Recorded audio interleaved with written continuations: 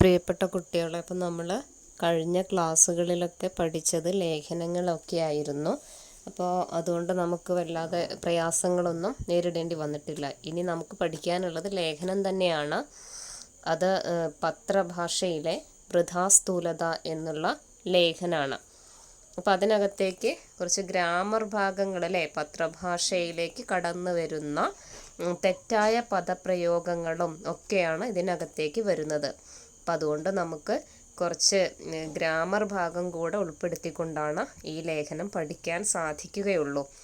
അപ്പം അതുകൊണ്ട് അതിൻ്റേതായ രീതിയിൽ നിങ്ങൾ ശ്രദ്ധിക്കുക. പത്രഭാഷയിലെ വൃഥാസ്ഥൂലത എന്ന ലേഖനം എടുത്തിട്ടുള്ളത് പത്രഭാഷ എന്ന CV വാസുദേവ ഭട്ടതിരിയുടെ കൃതിയിൽ നിന്നാണ്. അപ്പോൾ അദ്ദേഹം പത്തനംതിട്ട ജില്ലയിലാണ് അദ്ദേഹത്തിൻ്റെ ജനനം. ഹൈസ്കൂൾ അധ്യാപകൻ, കോളേജ് അധ്യാപകന്, വിശ്വവിജ്ഞാനകോശം എഡിറ്റർ എന്നീ നിലകളിലെല്ലാം അദ്ദേഹം പ്രവർത്തിച്ചിട്ടുണ്ട് എന്നുള്ളതാണ്. അതുപോലെ തന്നെ അദ്ദേഹത്തിൻ്റെ കൃതികൾ ഭാരതീയ ദർശനങ്ങൾ, നല്ല മലയാളം, അഭിനവ മലയാള വ്യാകരണം, ഭാഷാശാസ്ത്രം, കേരള പാണിനീയത്തിലൂടെ, ഔചിത്യ വിചാരം, പത്രഭാഷ തുടങ്ങിയ കൃതികളും, ഭഗവത്ഗീത, ഗീതാഗോവിന്ദം, നാരായണീയം എന്നിവ വ്യാഖ്യാനങ്ങളാണ്. ഭാരതേന്ദു എന്നത് സംസ്കൃത മഹാകാവ്യം ആണ്. ഇതിൽ ഭാരതീയ ദർശനങ്ങൾക്ക് കേരള സാഹിത്യ അക്കാദമി അവാർഡ് ലഭിച്ചു എന്നുള്ളതാണ്. ഇനി നമുക്ക് നമ്മുടെ പാഠഭാഗത്തിലേക്ക് വരാം. ഇപ്പം നമ്മുടെ ഭാഷ വളരെ കുറച്ച് കാലം കൊണ്ടാണ് വികാസം പ്രാപിച്ചിട്ടുള്ളത് അല്ലെങ്കിൽ വികസിച്ചിട്ടുള്ളത്. അത് ആസൂത്രിതമോ നിയന്ത്രിതമോ അല്ലാത്ത വികസനം അല്പം അബദ്ധസഞ്ചരണത്തിന് വഴി തെളിച്ചു എന്നാണ് ലേഖകന് പറയുന്നത്. അപ്പം അതുകൊണ്ട് തന്നെ എന്താണ്, നമ്മുടെ ഭാഷയിൽ ഈ അബദ്ധസഞ്ചാരങ്ങൾ ധാരാളം ഉണ്ട്. അപ്പോൾ അത്തരത്തിലുള്ള ആ ഒരു വികസനം വഴി തെളിയിച്ചത് ഒരു അബദ്ധ സഞ്ചാരത്തിലേക്ക് വഴി തെളിച്ചിട്ടുണ്ട് എന്നാണ് ലേഖകന് പറയുന്നത്.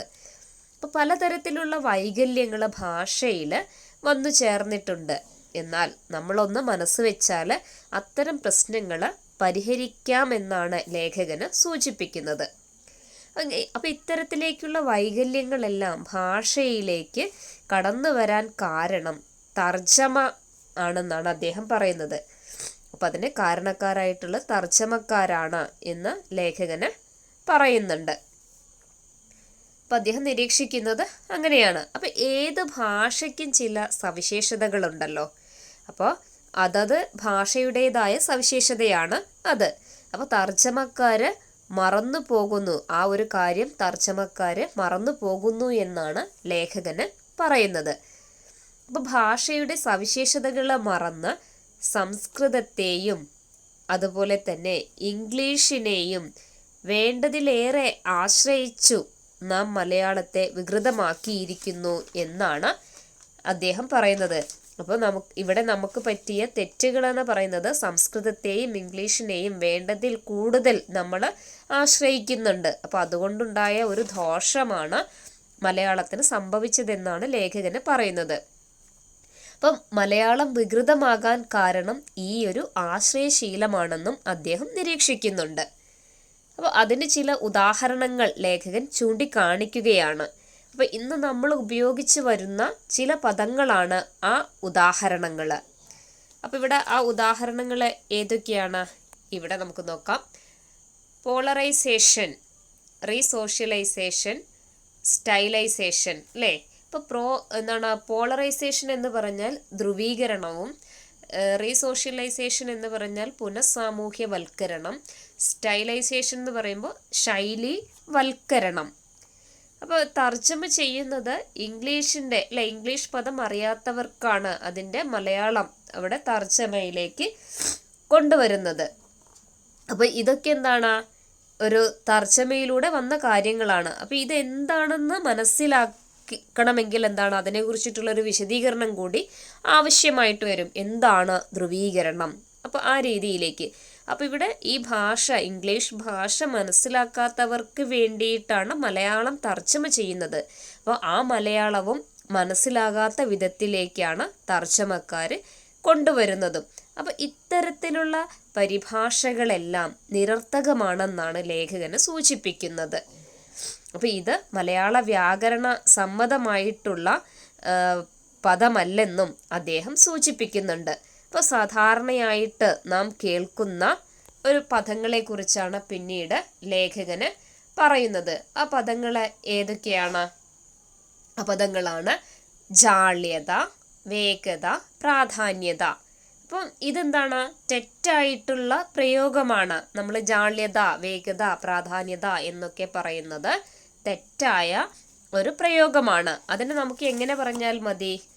അതിനെ ജാള്യം, വേഗം, പ്രാധാന്യം ഇങ്ങനെ നമുക്ക് ഉപയോഗിച്ചാൽ മതി. അപ്പോൾ അതാണ് അതിൻ്റെതായ ശുദ്ധരൂപങ്ങൾ. ശുദ്ധരൂപം എന്ന് പറയുന്നത് ശരിയായ രൂപങ്ങളാണ്.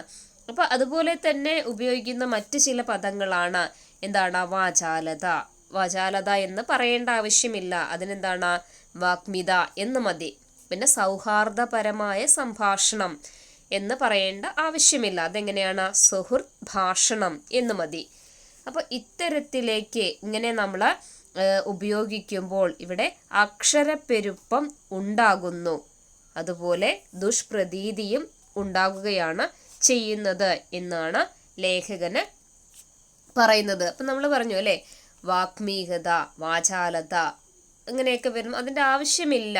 അപ്പം എന്താ പറയുക, നമുക്ക് വാക്കുകളെ എങ്ങനെയാണ് ചുരുക്കി ഉപയോഗിക്കാം, അക്ഷരപ്പെരുപ്പം കുറച്ച് നമുക്ക് നല്ല രീതിയിലേക്ക് വാക്കുകൾ ഉപയോഗിക്കാം എന്നുള്ളതിനെയാണ് പറയുന്നത്. ഇനി കുറച്ചുകൂടെ തെറ്റായ പദങ്ങളെ നമുക്ക് പരിചയപ്പെടാം.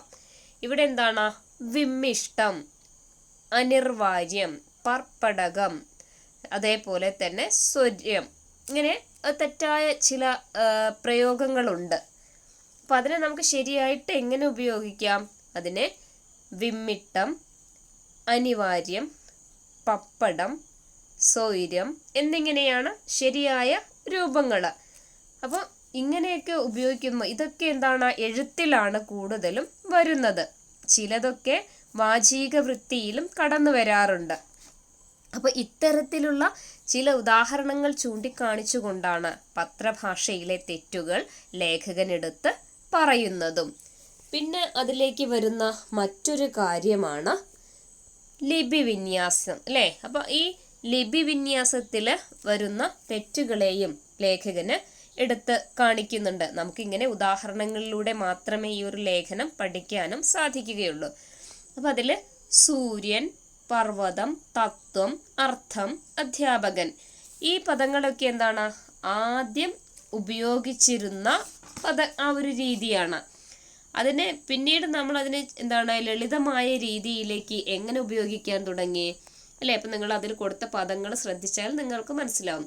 സൂര്യൻ, പർവ്വതം, അർത്ഥം, അധ്യാപകൻ എന്നും ലളിതമായ രീതിയിലേക്കും അത് ഉപയോഗിക്കാം എന്ന്. അപ്പം അതിനെക്കുറിച്ചിട്ട് കൂടുതലായിട്ട് NV കൃഷ്ണവാര്യരുടെ പ്രബന്ധത്തിൽ പറയുന്നത് കൊണ്ട് തന്നെ ലേഖകൻ ഇവിടെ കൂടുതലായിട്ടൊന്നും വിശദീകരിക്കുന്നില്ല. പിന്നെ അതിലേക്ക് വരുന്ന മറ്റൊരു കാര്യമാണ് പ്രത്യയം. അപ്പം നമ്മൾ പ്രത്യയങ്ങൾ എങ്ങനെയൊക്കെയാണ് ഇതിനകത്തേക്ക് ഉപയോഗിക്കുന്നത് എന്നാണ് പിന്നീട് ലേഖകന് അതിൽ ശ്രദ്ധിക്കുന്നത്. അപ്പം നമ്മൾ ആദ്യം എന്താണ് പ്രത്യയം എന്ന് പഠിക്കേണ്ടിയിരിക്കുന്നു. രണ്ട് പദങ്ങൾ തമ്മിലുള്ള ബന്ധത്തെ കുറിക്കാൻ ഉപയോഗിക്കുന്ന ശബ്ദങ്ങളെയാണ് പ്രത്യയം എന്ന് പറയുന്നത്. ഒന്നുകൂടെ നോക്കുക.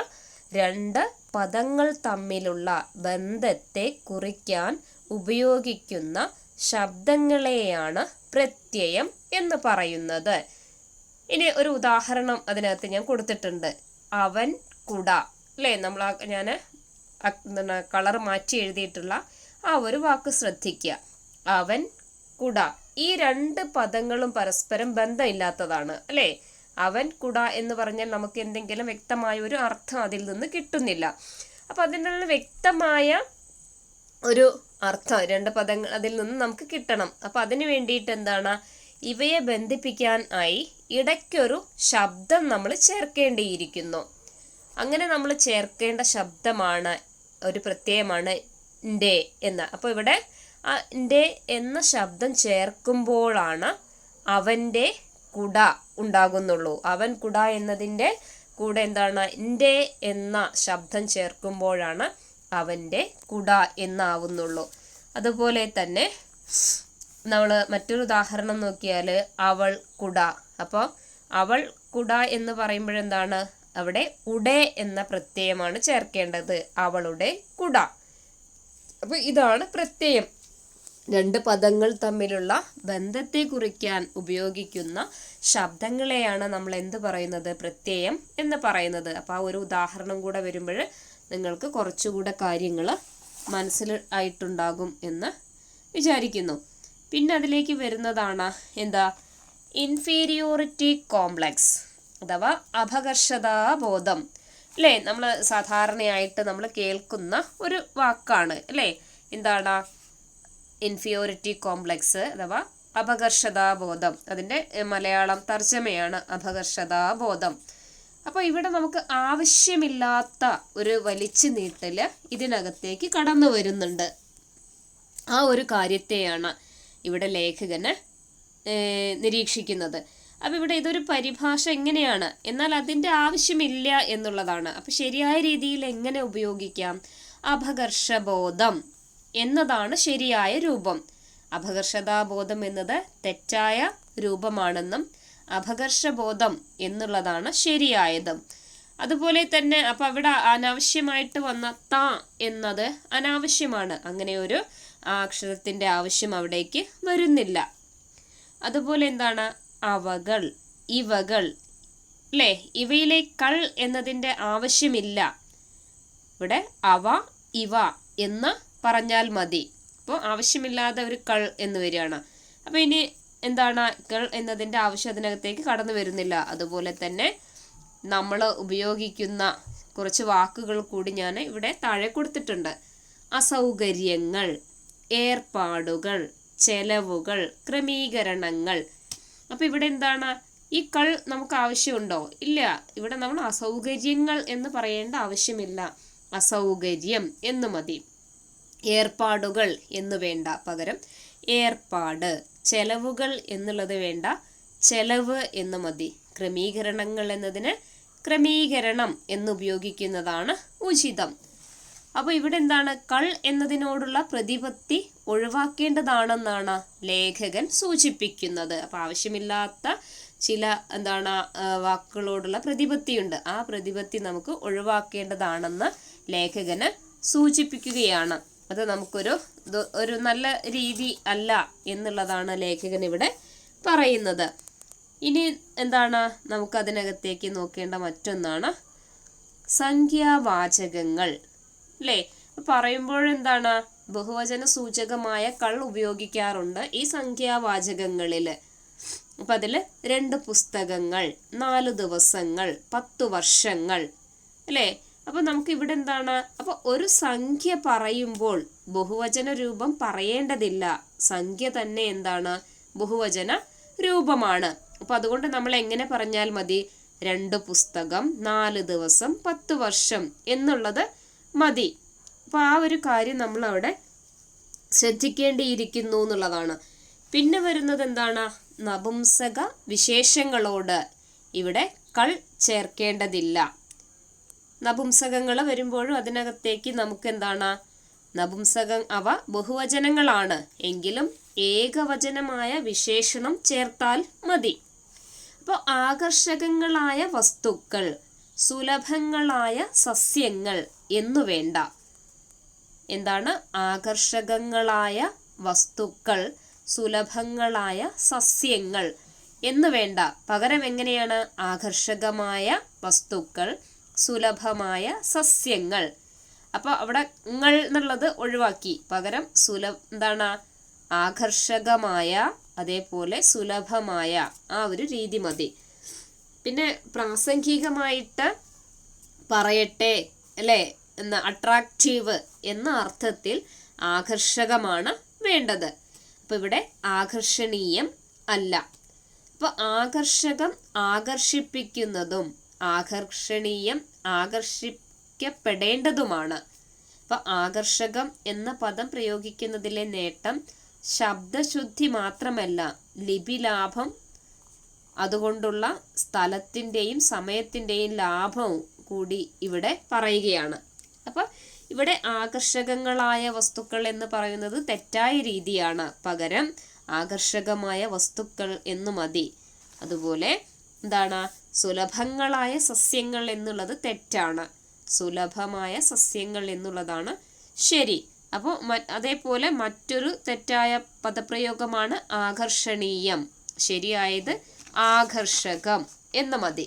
അപ്പോൾ ഇവിടെ ശബ്ദശുദ്ധി മാത്രമല്ല, പകരം ലിപിലാഭം, സ്ഥലലാഭം, സമയലാഭവും അതിൽ നിന്ന് ലഭിക്കുന്നു എന്നുള്ളതാണ്.